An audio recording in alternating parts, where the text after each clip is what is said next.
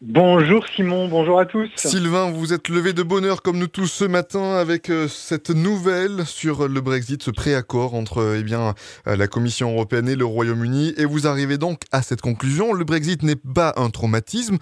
Une fois encore, on peut le dire, les Cassandres de l'Europe, mais ils ont eu tort, Sylvain.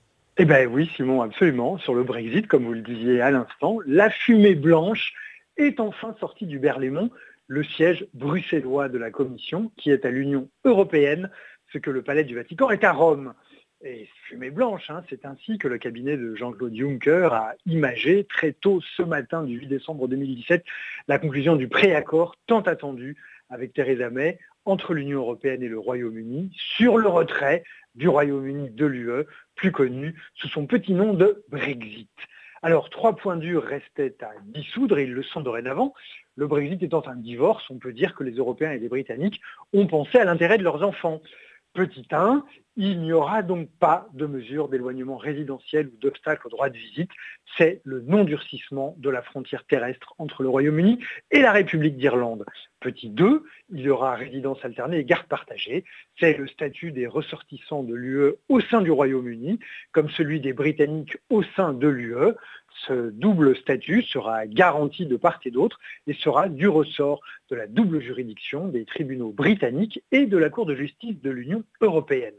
Quant au partage des biens et au maintien du niveau de vie de tous selon les standards qui étaient et qui sont encore ceux qui précèdent le divorce, un accord de compromis avait déjà été trouvé la semaine dernière sur le montant de ce qu'il faut bien appeler la prestation compensatoire, 45 milliards d'euros.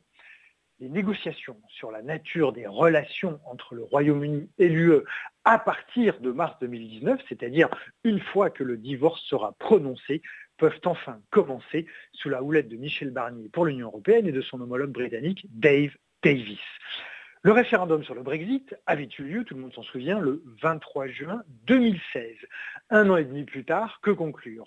Eh bien, premier enseignement, Simon, l'Union européenne est vraiment une association d'États-nations libres et souverains. Connaissez-vous dans l'histoire de l'humanité beaucoup d'entités fédérales dans lesquelles un territoire qui veut partir peut le faire sans que la foudre lui tombe dessus?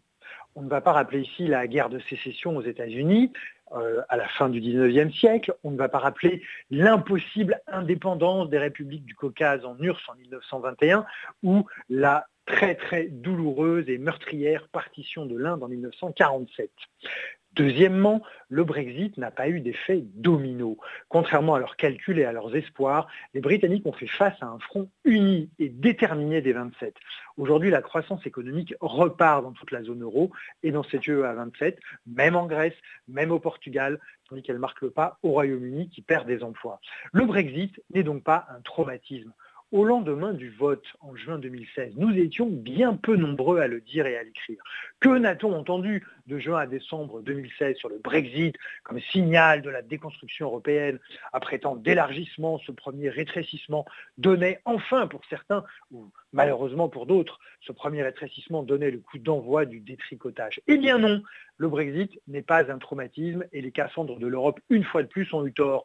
Ils ont cherché, peut-être sans le savoir, à aggraver les choses en les dramatisant plutôt qu'en réfléchissant lucidement à des solutions. Pour autant, Simon, ne faisons pas que nous réjouir. L'énergie mise dans ce divorce est détournée des vrais dossiers et des vraies crises. Et pendant ce temps-là, les grands partis eurosceptiques, comme le PVV hollandais de Wilders ou le Front National français de Le Pen, en ont tiré les conclusions.